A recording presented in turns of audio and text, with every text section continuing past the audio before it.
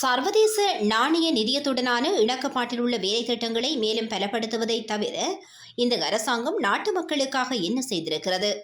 2025ஆம் ஆண்டை வரவேற்பதற்கு பால்சோறு சமைப்பதற்கு அரிசியற்ற சூழலை மாத்திரமே இந்த அரசாங்கம் உருவாக்கி இருக்கிறது என ஐக்கிய மக்கள் சக்தியின் பாராளுமன்ற உறுப்பினர் கயந்த கருணதிலக தெரிவித்தார்.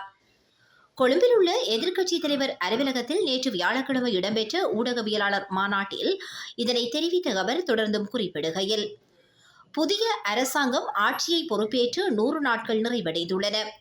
இந்த 100 நாட்களில் தோல்வியடைந்த ஒரு அரசாங்கமாக இதனை மக்கள் எண்ண ஆரம்பித்துவிட்டனர். 24 மணித்தியாலங்களில் அத்தியாவசிய பொருட்களின் விலைகளை குறைப்பதாக கூறியவர்கள் 100 நாட்கள் கடந்தும் எந்தவித நடவடிக்கைகளையும் முன்னெடுக்கவில்லை. 2/3 அதிக பெரும்பான்மையுடைய இந்த அரசாங்கத்தால் செய்ய முடியாததை சிறு பெரும்பான்மையை கொண்டிருந்த நல்லாட்சி அரசாங்கத்தில் 100 நாள் வேலை திட்டத்தில் நாம் செய்து காட்டினோம். 2025ஆம் ஆண்டை வரவேற்பதற்கு பால்சோறு சமைப்பதற்கு அரிசியற்ற சூழலை இந்த அரசாங்கம் உருவாக்கியிருக்கிறது. அரிசி ஆலை உரிமையாளர்களை மண்டியிடச் செய்வோம் என சபதமிட்ட அரசாங்கம் இன்று அரிசியின் விலையை அதிகரித்து அவர்களுக்காக சலுகைகளை வழங்கிக் கொண்டிருக்கிறது.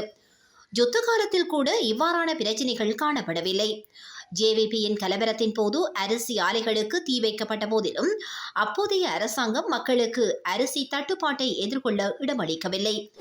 கடந்த அரசாங்கத்தில் இணக்கப்பாடு எட்டப்பட்ட சர்வதேச நாணய நிதியத்துடனான வேலை திட்டங்களை மேலும் பலப்படுத்துவதை தவிர இந்த அரசாங்கம் மக்களுக்காக வேறு எதனையும் செய்யவில்லை.